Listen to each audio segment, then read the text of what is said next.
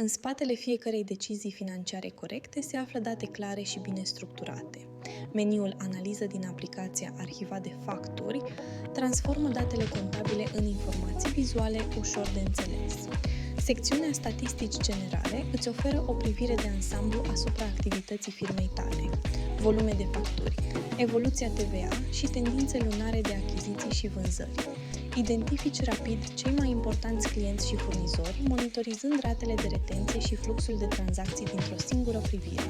În secțiunea Profitabilitate, aplicația calculează automat indicatorii cheie de performanță financiară, folosind datele din facturi și tranzacțiile tale.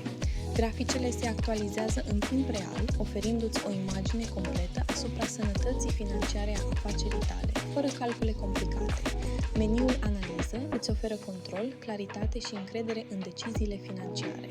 Totul într-un singur loc, arhivadefacturi.ro.